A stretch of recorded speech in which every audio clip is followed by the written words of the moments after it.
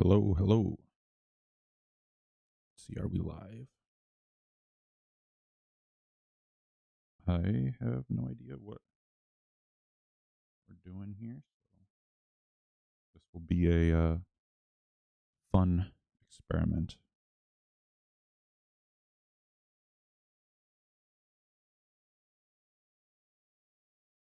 Okay, sweet. So the plan for today is I have the new multiplayer Lorcana Illumineers Palace Heist. We're going to kind of unopen it, go through some of the content inside, and then hopefully play a couple games. For those that are unfamiliar with what this is a multiplayer way to play Lorcana. But I think one of the really cool things about it is you can also play it solo, and it's a really cool way to kind of do some PvE content without where most like trading card games are just PvP. You're playing against someone else. You're trying to beat that, but trying to have a cooperative beat a computer, quote unquote. I think it's a really cool thing and a really cool way to bring new people in. So let's start. Let's open it up. Let's see what's inside. Like I said, we're going to try to play some games today. I think my thought is to do a game with each of the two decks that comes in. We'll probably just do it on easy to get started. And we'll see. It could be fun to try to build a specific deck to beat this on the higher difficulties. I've heard that to try to do those higher difficulties, they can be really hard, and you kind of have to build a deck around it to do so. I have a couple of ideas for that, but we're just going to kind of open it up, see what's inside, and go from there. Well, let's see. Now, I have no idea what I'm actually doing with this, so yeah. Let's see. Kind of wait a little bit, get people involved. Reign of Jafar just released at open hobby stores today. Really excited about the set.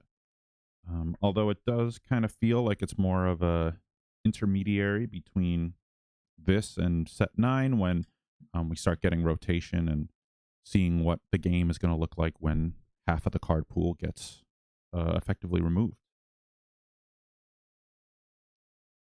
Now I just need to find something to actually open up this daggone plastic.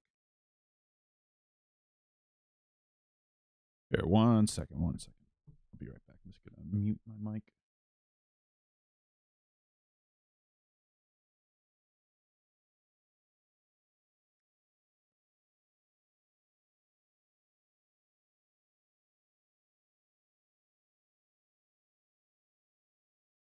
Never mind. That's scissors right here. I think one of the really cool things about this is that there is a box that goes along with this. So if you have or had played the Ursula one at all, it kind of just came in almost like a packaging like the starter decks, but just bigger. Here, I actually have one here.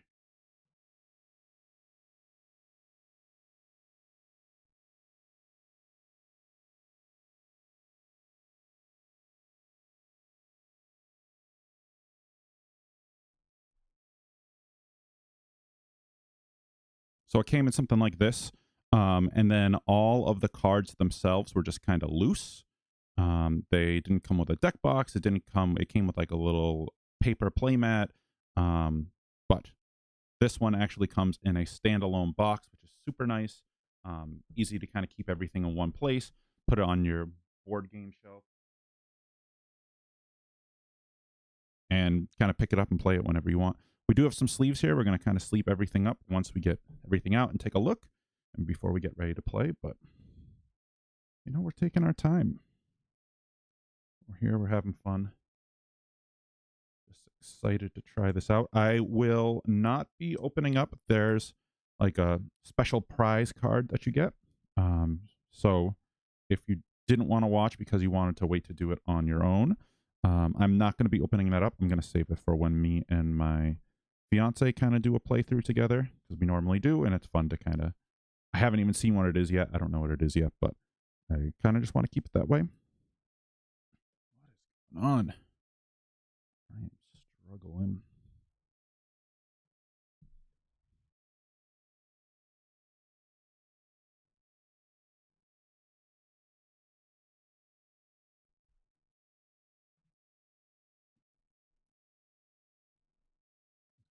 So let's see. I think I have one more here.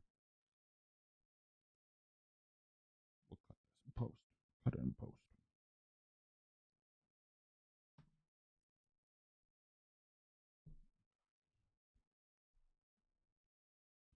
We'll see. That might be the hardest thing about this all day. Did I not get the top? Oh my goodness.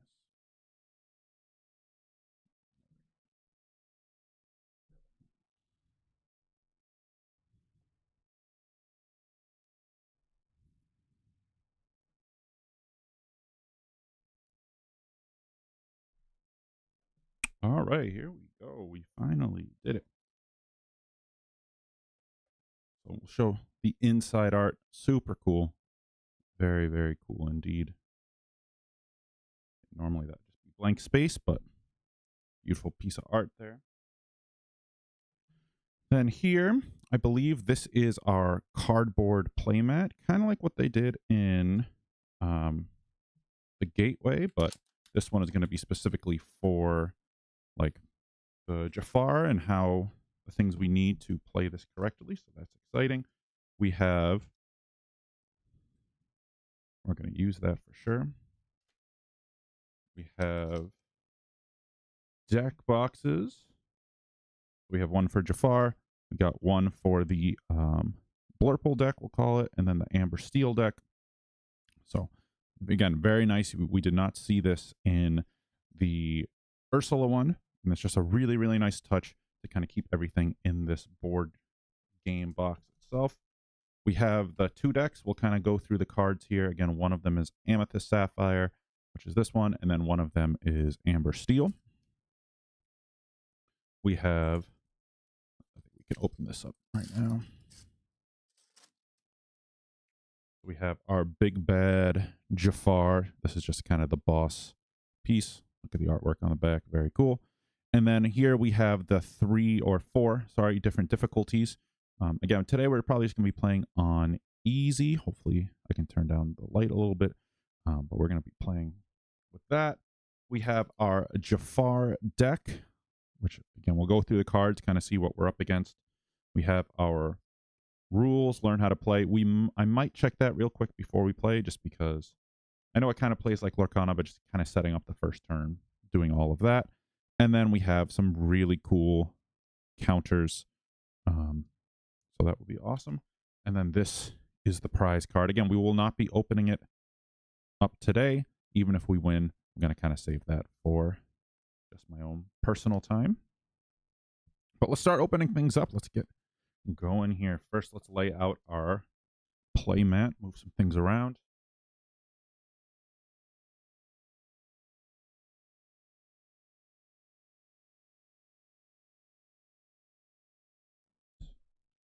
These sleeves are everywhere.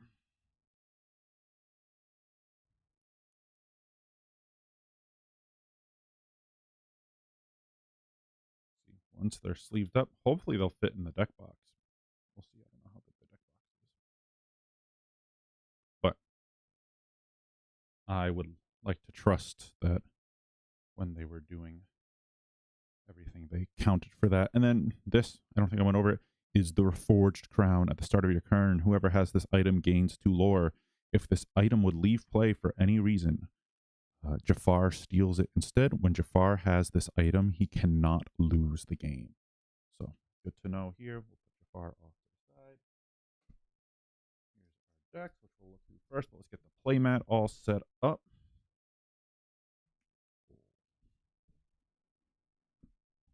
So we're going to look at the back first, because I actually think this is super cool. Look at that art. Look at Bolt, Aladdin. We got some of our Illumineers. We have Basil riding a scarab, it looks like. Very, very cool. But if we flip it over, it is going to be our playmat, and have all the things that we need in here, which is great. Which is really, really super cool. Again, we didn't have this earlier, so we're going to put our Jafar there. We're going to put the Hexwell crown here.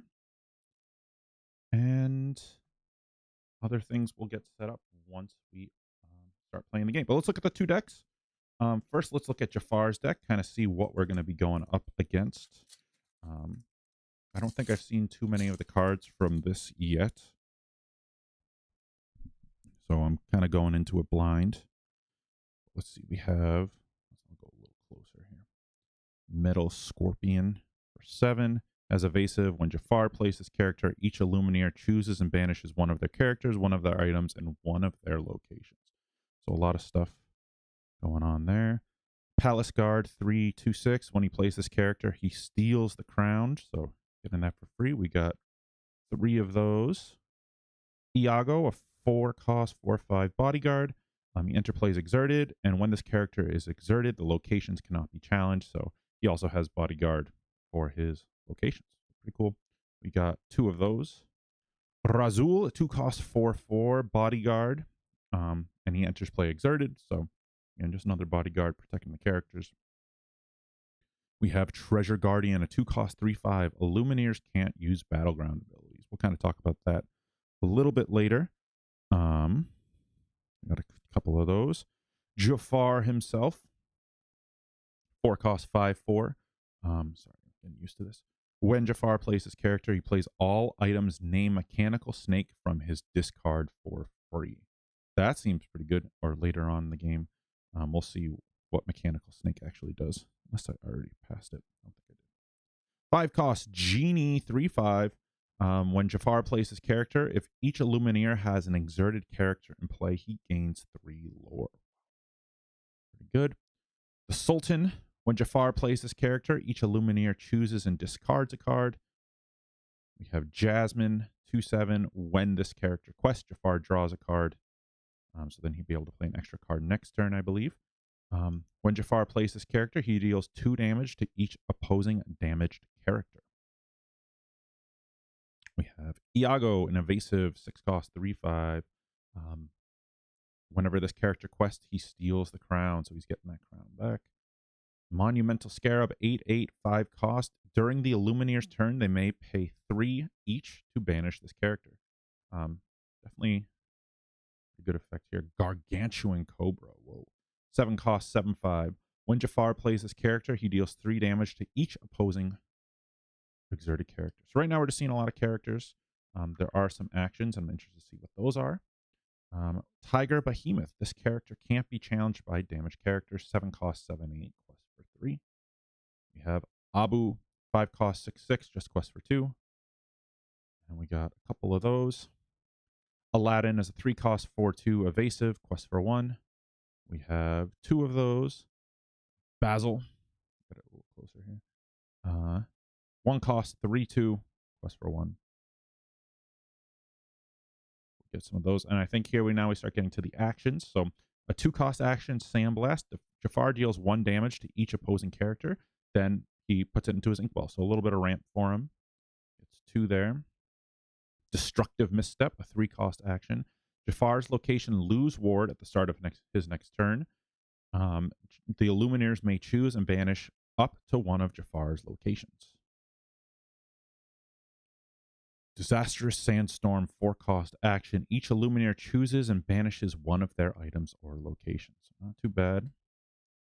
3-cost action, Sudden Power. Jafar gains 2 lore, then he puts into his inkwell, so some more ramp. For Arcane Quake, he exerts all opposing characters. They can't ready at the start of your turn. Big Elsa effect on everyone. Cataclysmic Cyclone. Each Illumineer chooses one of their characters, items, or locations. Then Jafar banishes all other. Wow. So you get to keep just one thing and everything else goes away. Pretty wild. Sandwave. Jafar returns all opposing exerted characters to their Illumineer's hands. So a big bounce back. Oh, and these are the snakes that other Jafar brought back. So it's 0. When Jafar plays this item, he steals the crown. And then you can banish it, and he gains 2 lore. So probably doing that. You got 4 of those, so Ways to steal the crown, give him more lore. Fiery Basin, a 2-cost item. At the start of Jafar's turn, he banishes this item to have each Illuminator choose one of their characters and deal 4 damage to them. Giant Hourglass. It's a 6-cost item. Jafar deals 1 damage to each opposing character. And then we start getting into locations. Thank you. So 2-cost location, 8 willpower. When he plays this location, he deals 1 damage to each opposing character. Gets 1 start. Getting used to this here. 4-cost location, 9 willpower. When he plays this location, he deals 3 damage to the character with the highest cost to each Illumineer. So let's see. We got 2 of those. We got a couple more left. So we have 2 more of the armories, a 2-cost location, 6 willpower, has resist +1. Crystal Gate. This is one of the obstacles. So it has ward. And I believed we have to check on what an obstacle is, but I believe we have to challenge this before we do other locations. But it has 10 willpower, 6 cost, and 2 lore you can gain. Deepwell Labyrinth, another obstacle. Whenever this character challenges this location, each Lumineer chooses and discards a card. Hall of Illusions, another obstacle. 4 cost, 8 willpower. Opposing characters can't quest. So it's going to be an important one to take out. And then Clockwork Sawblades, 6-cost location, 9 willpower. It has ward. And when Jafar plays this location, he deals 2 damage to each opposing character. So grab your swords on a location. And the final one is Inkmote, 0 cost, 5. And it's just there. Again, I think it has the obstacle, so it's just kind of like that Prince Bodyguard. But let's see, let's start just sleeving it up here. I don't even know if anyone's here.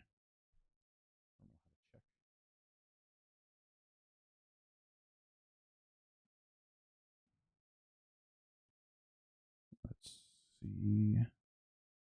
Yeah, I don't think so.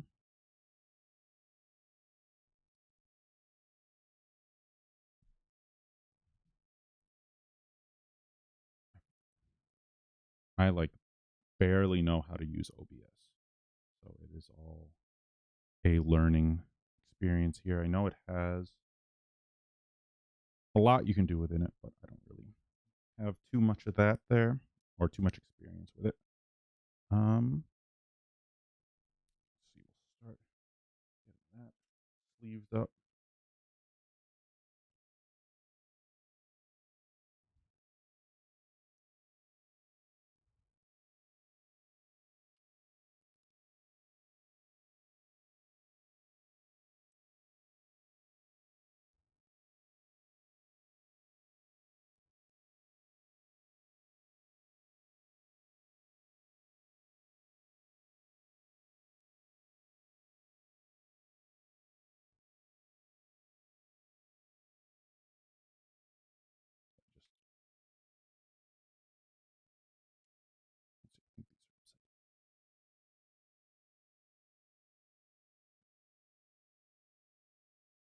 No, I'm excited to play this. I played a little bit of the Ursula one, but this one seems like there's a little bit of a different element. I know it's on some of the podcasts they did. They were talking about trying to make this different than the Ursula one. So I'm excited to kind of go through the rules, try it out. I'll probably start playing the Amethyst Sapphire deck. That's just the color I like playing in Core Constructed, and might as well try it in this as well. I have been trying to think about a deck to go and beat the higher difficulties. So from my experience playing this, the big thing is, so every turn he has to just have all of his characters quest. So they're not challenging you, so they're all just questing and trying to gain lore. Our goal is to try to get 20 lore before he gets 40. And so I think cards that kind of prevent his characters from questing, maybe not Reckless, just because then he has to challenge, and usually his characters are going to be a little more overstated than ours, and so they can trade well. But things like there's Mother Gothel from set one that says like if a character is exerted, they don't ready at the start of their turn. Like I think that that's going to be really important. Or things like the Peter Pan, where like players can't gain lore before they have to challenge once or something like that. And that's really good, especially if this has a bunch of like locations that he's trying to get down. He wouldn't gain any lore from the locations, and since he doesn't challenge, that would effectively lock him out. So definitely going green, and then I don't know if my first thought is going steel, because maybe then we start playing things like Pete. We could even play the Tiana, where if it's exerted and I have no cards in hand, then he can't play actions. So then we just stop him from playing actions. Um, how that works in this, I don't know. Is so if he tries to play it, if it stays in his hand for next turn, or if it just kind of fizzles out. But hopefully that's in the rules, or if anyone knows, you can leave a comment.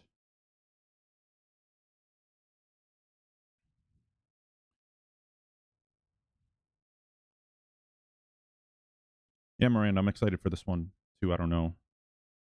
Did you play a lot of the Ursula one? I think I only played a few games here or there. I think the last time I played it was actually somewhat recently. I was teaching some friends about Lorcana, and so we decided to play that just with starter decks, not the decks that come with the Ursula, because I had already like taken them apart for singles and stuff, and we got pretty destroyed on what's it called, on easy mode with just 4 starter decks. So we'll see how this goes.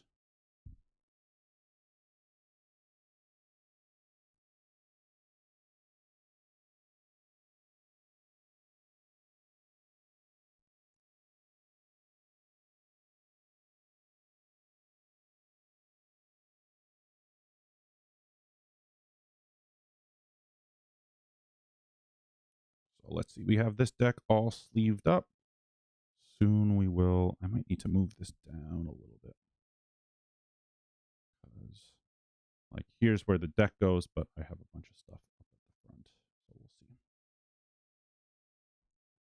Again, first time doing a stream, so there's learning curves. Very cool. Yeah, I think it's a really fun thing to do. Just like, if you have a partner or a friend and you guys are playing, this PvE, I think it's a really cool element to add to like physical trading card games. I played um like Hearthstone for a while when it first came out, and there was some really cool like PvE modes in there that I thought were super fun. I was always surprised like Magic Arena didn't have something like that. Played Magic for a while too, but because that game has so much like story that I think that they really could. But I think it's definitely something when these big bad sets come out in Lorcana that I'm always looking forward to. So happy that my LGS had some on hand and excited to try it out.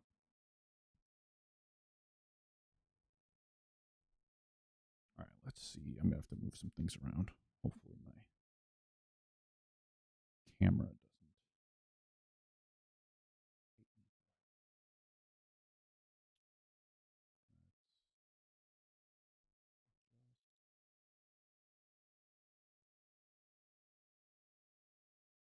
Am I going to be able to? What if I move this back?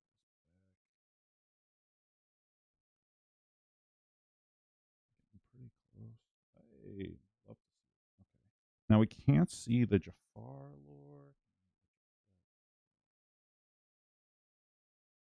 You can kind of see it. I'll zoom out a little bit more. Yeah. I also think I might pull up the app. There's a really cool companion app where you can play, or you can keep track of all the things on there. So might be something we do instead of the acoustic playing. But all right, let's look at the starter decks. Miranda, which one do you want to look at first? You care? Preference? I'll let you pick.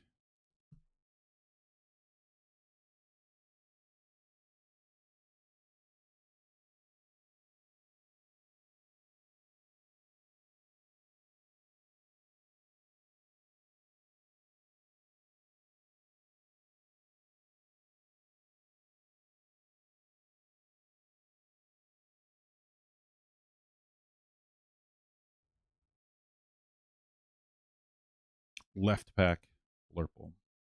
So I think one of the really cool things about this too is the fact that these like come with legendaries. They come with a bunch of rares. I mean, obviously the alt arts are super cool. And I mean, ooh, you even just look at that shiny. That's crazy. I think that might be my favorite foiling. Like the angle on that is really super cool. Let's see if I can get it closer. Yeah, that's so cool. Love to see it. So even for something like this, like it's definitely a little bit more of an expensive um, buy-in. Like I think this was $50 at my LGS. But I think what you get is really, really good. And it's still like it's hard to tell on here, but it still has that legendary like texture raised art. And the foiling on that is super, it's like almost like an enchanted foiling, really. That's so cool. We'll get to other stuff, but let's just bask in the beauty of that. And then the other card, let me see if I can get it without so much glare, is this Elsa. 7 cost, 5/5, quest for 2. Shift it for 4, and when it quests, you can exert a character. And if you have a character named Anna in play, the chosen character can't ready for the start of the turn. So a little bit more of a conditional effect, but again, look at that foiling. Try to get it without crazy glare. But I mean, even for that, like you can only get those here. Super cool. Now let's look at the rest of the cards. I'm not going to go too much into these just because a lot of them are we've seen before. Maybe some of the new cards from the set, but like this Elsa, super playable, really good card. I don't know how much they're going for, like $3-5 or something like that. So good value, purple staple for sure. Into the Unknown. So this card is a 3-cost song. You can put chosen exerted character. I think making sure we remember it's exerted is really big into their player's inkwell. So it's kind of like a Let It Go. Very clever on Ravensburger's part, but it has to be exerted. It costs less. Really cool song. I know people are kind of hyped about it. We have the Anna, where you exert everything when it enters. Olaf, where you can cost less if you have exerted characters. So again, we're seeing a big synergy with all the Frozen stuff. You have another Elsa, so you can pay 1 and choose and discard a card, exert a character. Which I don't know how well these are going to go in this because Jafar will automatically exert everything and quest with everything. So maybe we can keep things tapped down after he plays them. But when the character quests, if you have a character named Elsa in play, you can draw a card. So that's good. Another new card here. We got a couple of those. Here's another new card, Atlantean Crystal, 2-cost item. You can exert it, pay 2. Chosen character gains resist 2 and support until the start of your next turn. Okay.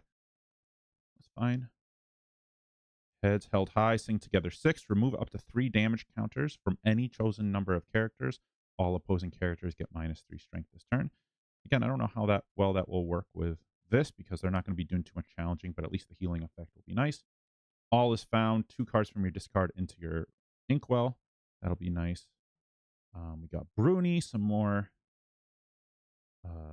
Frozen tribal. Up to 2 chosen characters can't ready at the start of their next turn. Draw a card. This will probably be pretty good in there. Drawing card and just keeping characters locked down.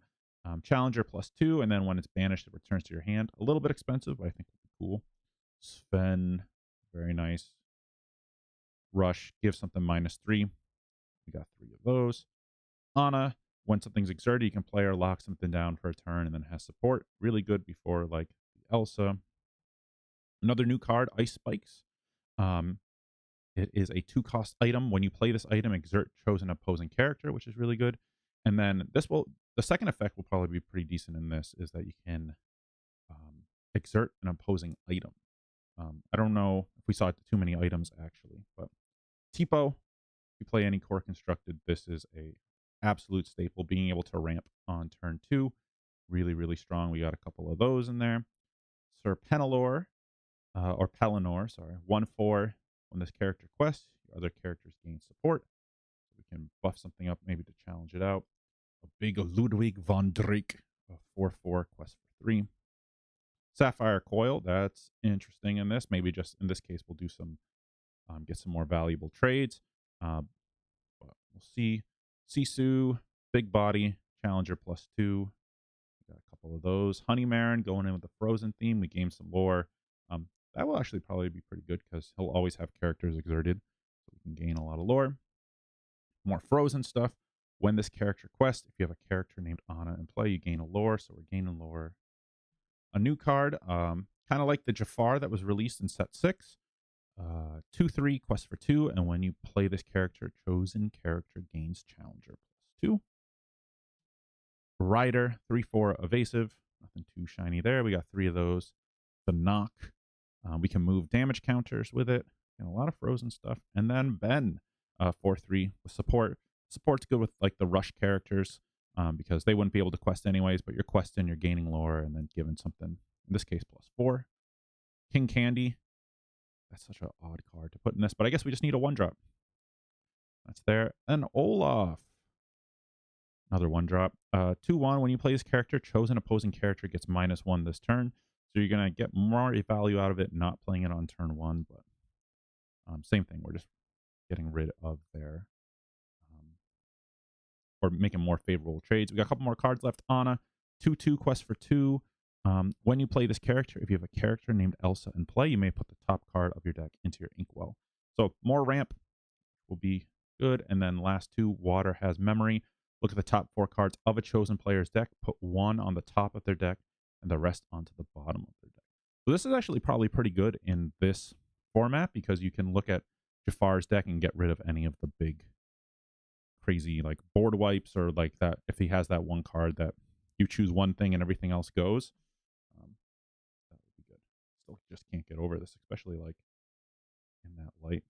It honestly looks, the foil's a little more prominent on camera than it is in person, at least at this angle, but that's so cool.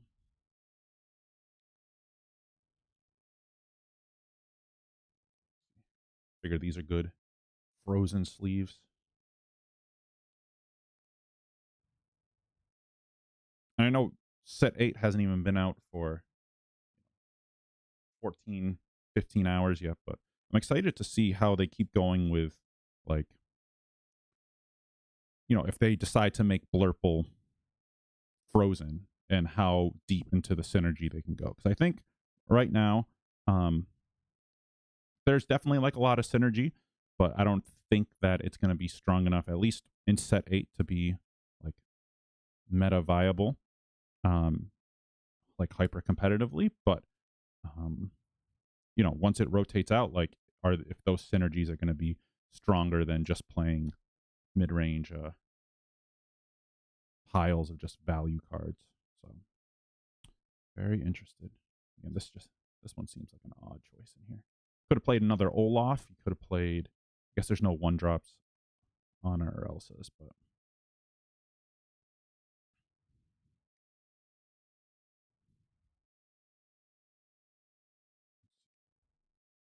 every time I see it,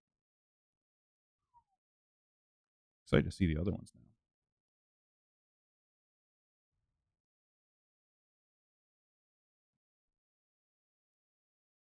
And we'll see. Hopefully, this unboxing sleeving, we can get a game in. I do have to go, I don't know, sometime 4:30, maybe another hour. Take the dog out. We're going to a pre-release event tonight at a local game store, so I'll be excited. It's going to be sealed, and those are always kind of fun. We got a bunch of cards. I don't know. We got our enchanted for this set. So normally what we do is we like to split a case. So that's 4 boxes. We get a trove. And so that normally guarantees us we get at least 1 enchanted. And I thought I brought it up. I'll have to check where I put it, but I can show you guys.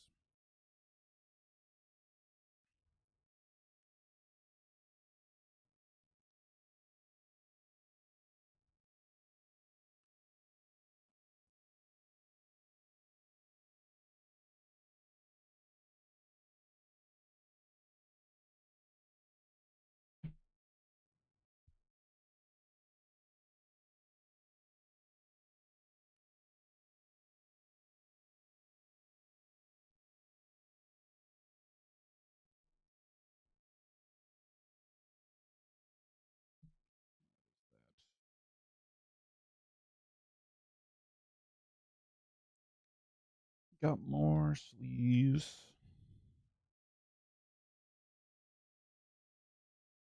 Is anyone doing any pre-release events? Doing any Lorcana stuff this weekend? I think all we're doing is that sealed tonight. You know, we have plans. We're busy this weekend. I have family coming in, so normally the store that we visit and do league at does a starter deck tournament, and they're doing one on Saturday, but I'll be unavailable. And I don't think the big tournaments start, at least around me, for another couple of weeks or so.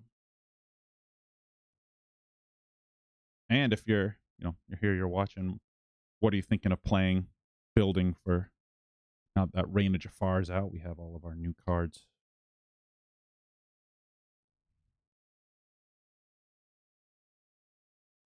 Definitely some interesting stuff. I do feel like this is just going to kind of be an extension of the last set. You know, probably see a little more Chernadog, we'll still see Seal Song. All the stuff that was good will continue to be good. And that's why I was saying earlier, I kind of feel like it's just a stepping stone into post rotation. Except for if you're playing in Worlds, which, surprise, I am not. But I'm sure that the people that are have been training and will continue to train and try to break this. Maybe find something new. Who knows? That would be super cool.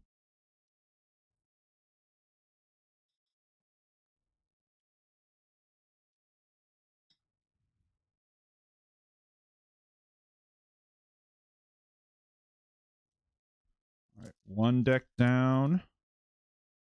One more to go.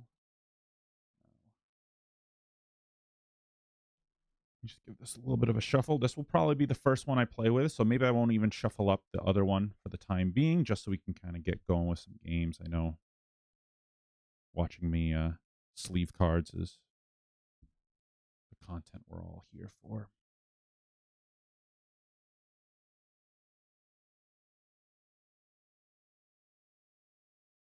Now I wonder, so the legendary that we get in the next deck is the new Goofy Bodyguard. I wonder if the shining or the foiling is going to be as prominent as it was on the Pinocchio. My favorite color, just like color wise, not even in Lorcana, but just as like the color, is purple. So I thought it popped really, really nicely with the purple, but we'll see how it does with the yellow. So we'll leave that there for the time being. Here is our Amber Steel deck.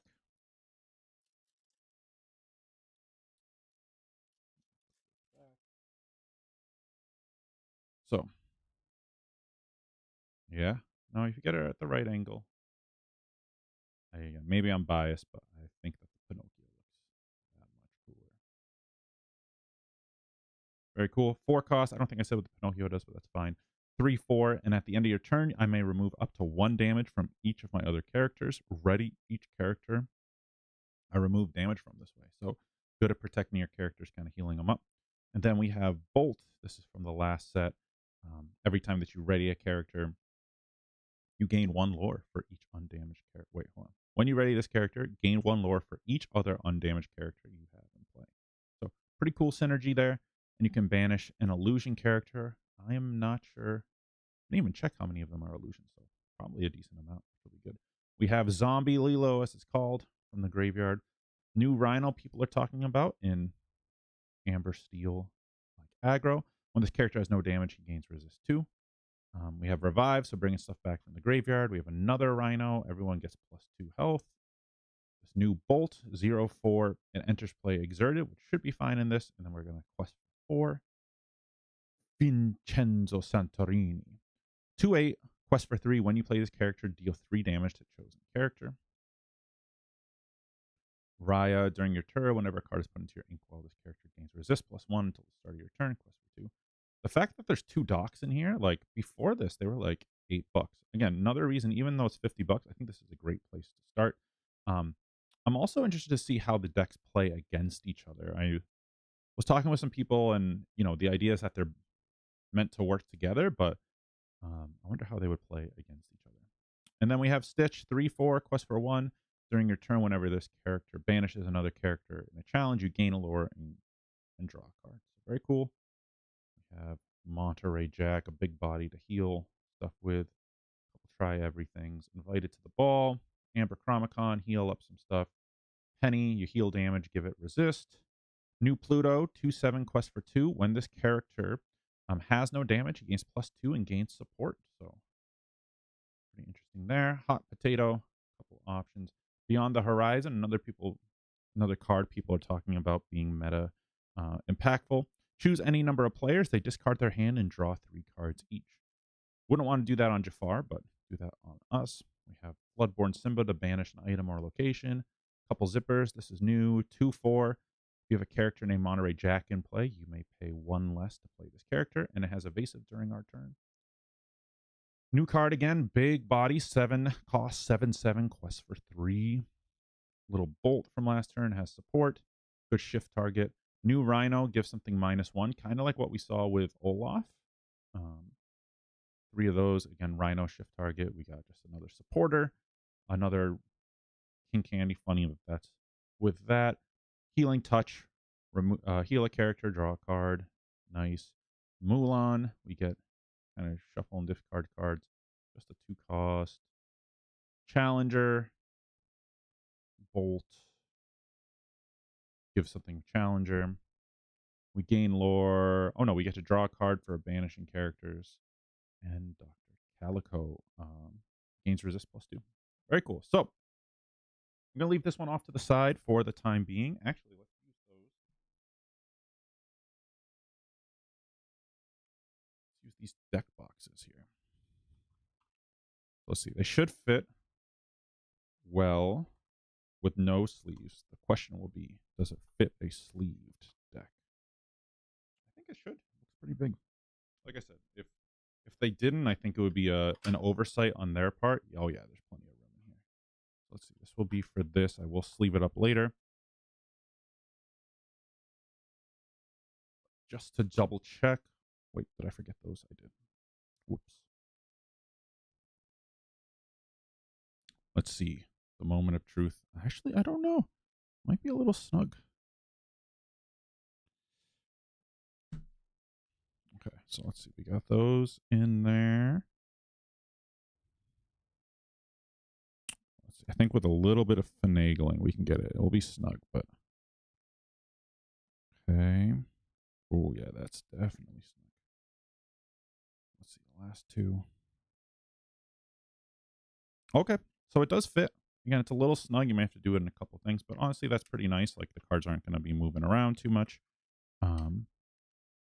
And there's that. But let's take this deck back out. This is the one we're going to use for our first playthrough.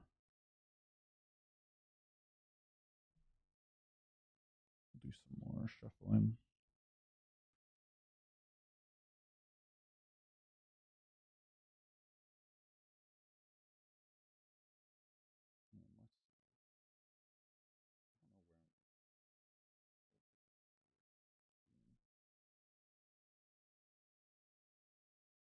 I almost feel like this. I understand we want to have Jafar art front and center. We'll keep these tokens out. Just to see what these are.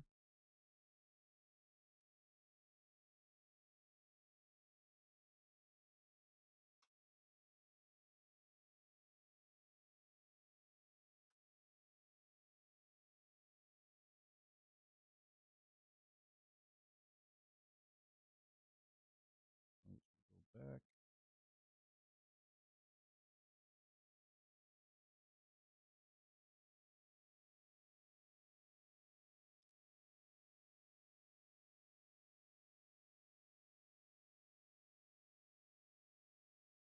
All right, so let's just go over the rules quickly. I think I know most of it, but just want to make sure we do the torn or everything right. So again, we need to get 20 lore while having the crown to win this. And if Jafar reaches 40, then we lose. So we're going to set up some things here. So there's one Illumineer. So just Jafar starts by drawing 2 cards. And then if he gets to 20, then he will draw 3 instead. I'm not sure if that's what this is for. I'll use that.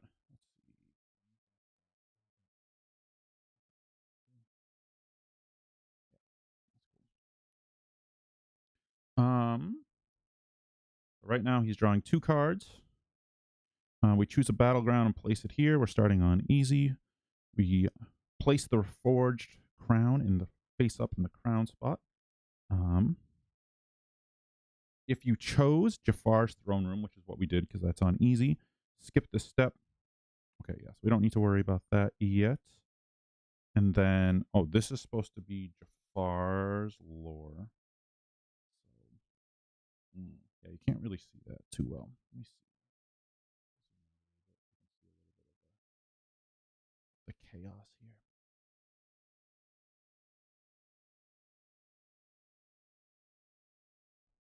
And then one for me.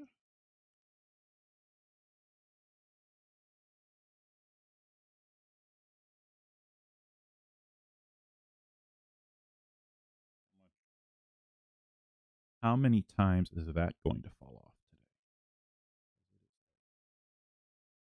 Right at the edge. Yeah, we'll do that. That's good.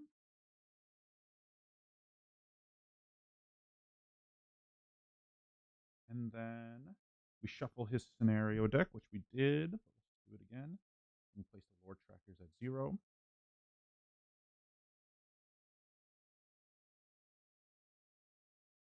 And then he is going to go first.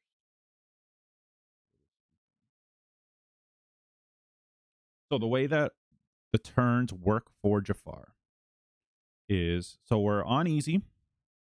He is going to start by drawing 2 cards each turn because we're just doing solo right now. And we'll say he draws 2 cards and he puts them into his hand, which we're going to put here. Now, if he has enough ink to play the card, he plays the card. If he doesn't have enough ink to play the card, it just goes right into his inkwell. So, the first card we're going to flip over is this Gazim. Did I say that right? Yep.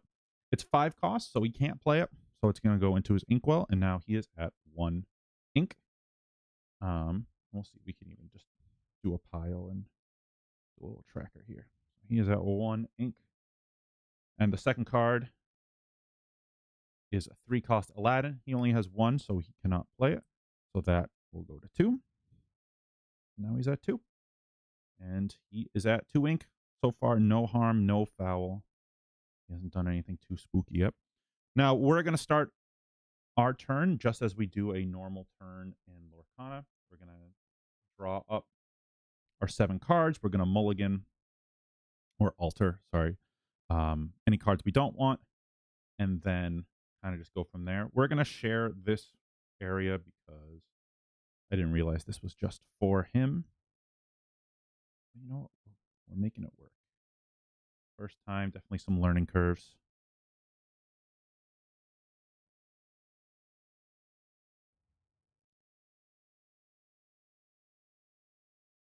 So let's see what we get in our first 7. Now, during our turn, we can also, each battlegrounds or each like difficulty has a couple different abilities. So we can spend lore that we have during our turn to do different effects. So the first one is we can spend 1 lore to give a character resist 1. We can do 2 to give another Illumineer 2 lore. So we won't be doing that because it's only one of us. And then we can spend 3 to deal 5 damage to a chosen character or a location. Now we can each only do one of them once per turn. So we can't just, spend 6 lore and deal 10 damage to something. But let's see. see what we got here. Here's our 7. So we have 1, 2, 3, 4, 5, 6, 7. So I don't know if I shuffled super well, but that's okay. So let's see if we can. Honestly, we don't want this yet because we want things to be exerted. If he had something in play, then maybe, because then we could exert it. So let's alter that. We can. I don't know. We definitely don't want these all our founds. We'll save that for later.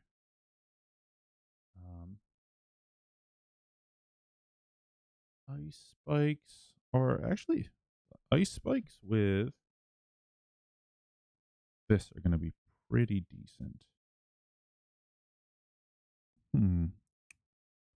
Let's see. I'm just going to kind of throw back most of the stuff.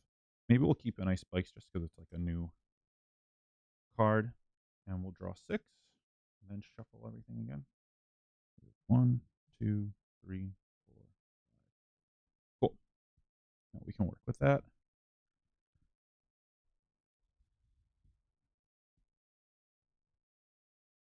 Yeah, it's always interesting trying to figure out like altering when you're either playing like a starter deck or a kind of these like pre-constructed decks, because you're like, I don't even know what I'm looking for.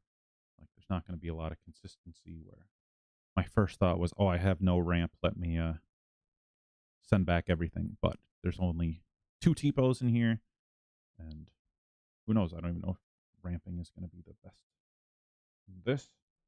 So let's see. I don't think I draw a card, even though Jafar went first. Yep.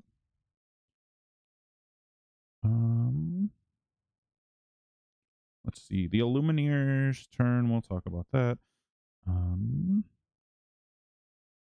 Stealing the crown. So let's talk about stealing crown. I have no idea how to do that. So we must find a way to steal the crown. We can't win without it. If Jafar has no locations in play, each Illumineer may exert one of their ready characters during their turn. Oh, perfect. So you can just exert someone to steal the crown instead of questing. And then if we have it at the start of our turn, then we gain 2 lore. So that's pretty good. So getting something down early is going to be really, really important. And then he has stuff that can steal it from us. And if he reaches 40 lore, he automatically steals the crown back. We could support each other or all that kind of stuff. Let's see. I'll draw a card. Jafar went first, so let's give ourselves that advantage here. All right. So I don't have an Ana, but there's only one of those in here. So I'm definitely gonna play King Candy this turn. Let's just ink the Ana. So I'll ink that, and then we'll exert one and play our King Candy. And there is our turn. I'll keep my hand off to the side here. This will be my side of the board. This will be his side of the board. We're going to get a little crowded here, but that's all right. Now it's his turn. He starts with 2 cards in his hand. If it's 2 or less, he can play it. So he does. He has this item. And when he plays this item, he can steal the crown. And then at the start of his turn, he would banish this and gain 2 lore. So pretty much it's going to gain him 2 lore. And then the next card is going to be a 3 cost. So we cannot play it. So we'll go into here. And he'll be at 3 ink. So I'm glad that this came out when it did, because now we can actually set up, I think, a cool play. We might hold off on this because we need to pay 1 to exert an item, because we could have exerted this and prevented him from using it at the start of his turn. But that's all right. We'll draw a card for turn. Oh, there's another ice spikes. Keeps sounding like I'm saying ice spice. So let's see. I'm going to ink one of them. I'm going to quest, or I'm not going to quest with King Candy. I'm just going to do this to steal the crown. So the crown is now ours. Let's put this underneath our inkwell. And so if we have this, we will gain 2 at the start of our turn. He doesn't have an exerted item, so I want to wait to, or exotic exerted character. So I will just play this Ice Spikes and kind of go from there. But then I'll pass my turn. He gets 2 cards. Let's see, we'll do. First one is a 2 cost, so he can plays it. He deals 1 damage to each opposing character, so my King Candy takes 1 damage. Time to use these cool little counters. And then this goes into his Inkwell, so now he's at 4. And this is where things start to get a little bit spooky. Is we have a location. We'll put this here. It has resist +1 and 6, and he's going to gain 1 at the start of his turn. So let me just review over what an obstacle is, because this is an obstacle. Obstacles. These are special defenses and traps that you could encounter anywhere. I don't know how easy it's going to be. Anywhere in the palace. Jafar's locations are designed and specifically for the Illumineers to deal with and have several new rules in addition to the usual location rules. Jafar can't move his characters to his locations, which is why the move cost is crossed out on all of these cards. If Jafar has 1 or more locations in play, the Illumineers can't steal the Reforged Crown. In order to steal the crown, the Illumineers must find ways to banish the locations, such as challenging with characters using battleground abilities to deal damage to them, or an action that does so. So pretty much we can't steal it unless we take this out. But luckily for us, we do already have the crown, so it's not too big of an issue right now. But if we lose it, then that will be an issue. Now he has no more cards in hand, so he's going to do all the actions that he can. So the first thing he'll do is exert this. He's going to gain 2 lower, so now he's at 2. And then this will vanish and go into his discard. Now it is our turn. That is our Inkwell. At the start of our turn, I think he actually gained 2 at the start of his turn. He had that. So he's at 4. We're at 2. We'll go there. This is an item that we have. So the nice thing about this too is if there's something that says banish chosen item, we can at least choose this so we can keep the crown. We have 2 ink in our Inkwell. We draw our card for turn. This is good. We have another King Candy. And at this point, I think I kind of just want to go wide.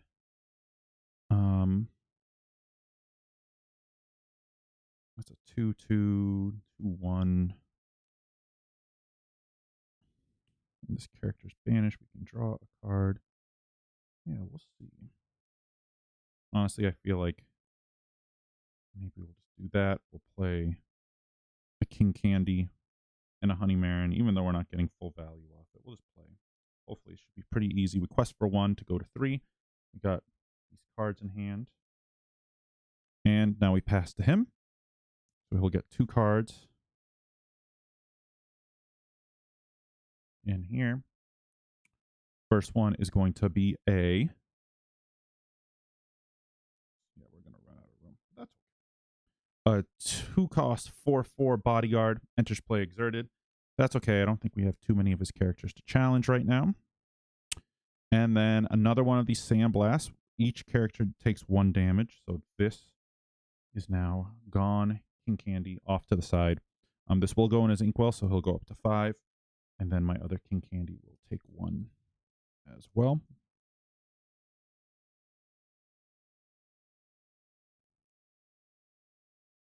And he has nothing else to do. He'll gain 1 from the location. So now he's at 5.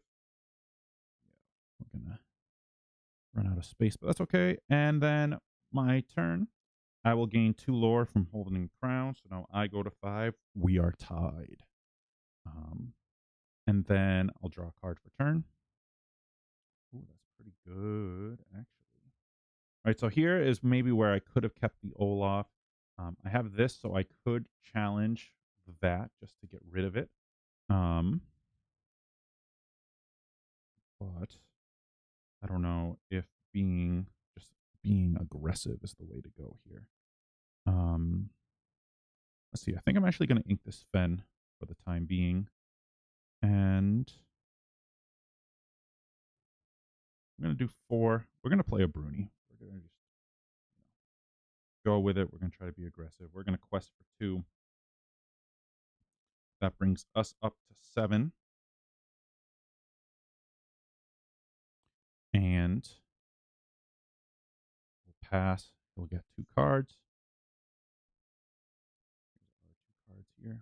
We'll resolve. First one is Sandwave. He is at 5, so he can plays it. Returns all exerted characters to our hands. So now these go back to our hands.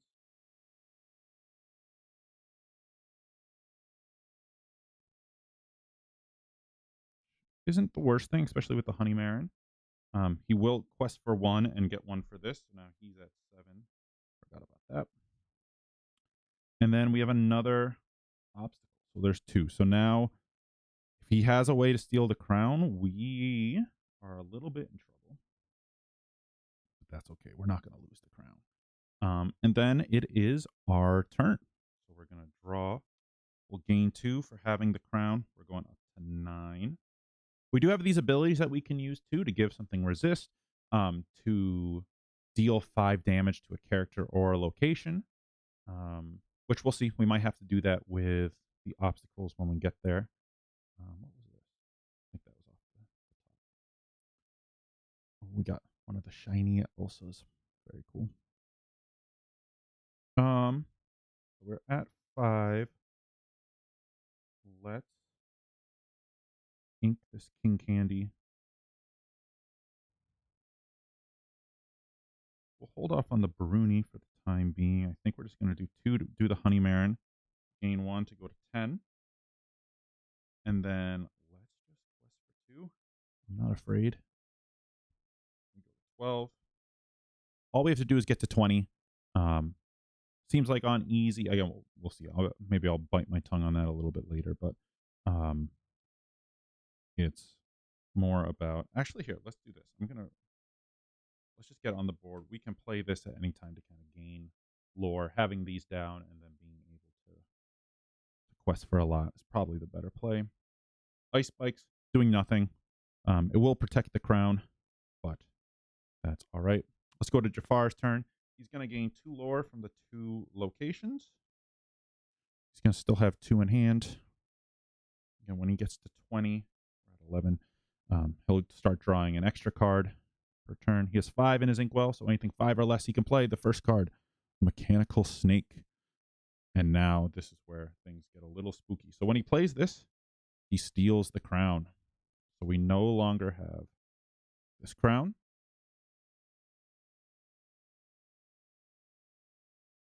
And then this is going to be in play for him. We can exert something, but I don't think that really does too much for the items. And then for Disastrous Sandstorm, each Illuminator chooses and banishes one of their items or locations. So this works well. We'll just get rid of this. But now we are faced with how do we steal this crown? So a little bit of a tricky conundrum here. He will quest for 1 with his Razul that has bodyguard, and he is at 10. Still just 5 in the inkwell. But we ready. Draw for turn. Atlantean Crystal. What does this do again? We can exert it and pay 2. Let's see. Focus. Chosen character gains resist +2 and support until the start of our next turn.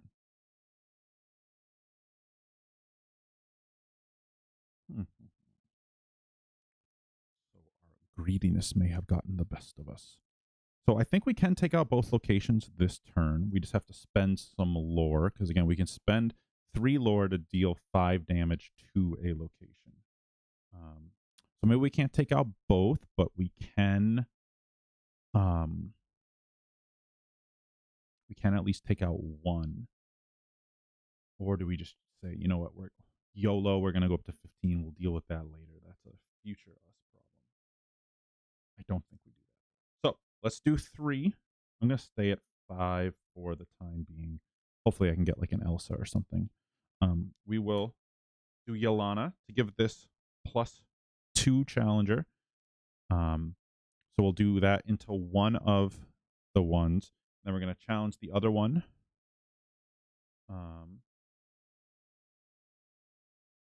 For 2, and then we'll deal 5 damage. So we'll lose 3. We'll go down to 8. So one of them will be Donzo. and then the other one is going to have 4 damage on it. The reason I did it like that is because now I can just challenge this with one of my characters next turn. And we're chilling. So I spent 3. I still have 2 left. Let's put down this crystal. We can give something support next turn. So if we happen to get something with rush, then we are chilling. We can really pump it up. But all right, now it is Jafar's turn. At the start of his turn, he's going to gain 2 for the crown, 1 for the location. So he's going to go to 13. He's getting up there. He'll get 2 in his hand. First one is another, but it's 6. Thank goodness. That would have been brutal. And then 7. So he's ramping. Luckily, I think we dodged some bullets on those. We'll quest with this to go to 14. And then he'll banish this to gain 2 lore. Go to 16. And we are there. So we should be able to steal the crown this turn. We're still at 5 ink. We'll draw. Okay. Anna's pretty good. So let's see. We're going to challenge the location. That'll banish. Now, we do have the obstacle open. I am at 8 because I spent some last time. So I will exert this to steal the crown back. Now we can gain 2 at the start of our next turn. I will exert 4 to play this Anna. And when I play it, chosen opposing character can't ready, so this won't be able to quest at the start of the next turn. And then we're going to quest for 2 to go up to 10. He's at 16. He's not gaining any lore at the start of his turn. He does have 7 ink, so he's going to be playing pretty much everything off of his deck, so hopefully we don't hit anything too hard. But let's go to his turn. I don't have anything else I can do. 2 cards in hand. I would be questing for 8, and then I also have the Honey Marin, and we gain the 2. So if he doesn't have any way to interact with the board right now, looks like we're winning next turn. So let's see. Here we go. First card. Be prepared. Okay, it's a 0 cost location. We'll take that for sure. For sure. That's really, really good. All right. Last card. This could be the game. Sudden Power. Jafar gains 2 lore. Fine. 18. And then this card goes into his inkwell. So now he's at 8. So I think from here we just win. Right? Because it's 20. We draw for turn. We gain 2 from the Reforged Crown. We go to 12, 14, 16, 18, 20. So yeah, I think easy's pretty easy. Hopefully I played that all above board. I know I might have messed up the rules. If I messed up the rules, let me know. And we can try it again. But I think that's going to be all for today. I might try doing this with the next same easy level, seeing the Amber Steel, seeing how far we can go up with these decks, trying to see how far realistically these decks can go on this. So that was easy. Next is normal, and there's like hard and extreme. And then again, if it's something that people are interested in, people want to watch, maybe we'll try doing some deck building for this specifically.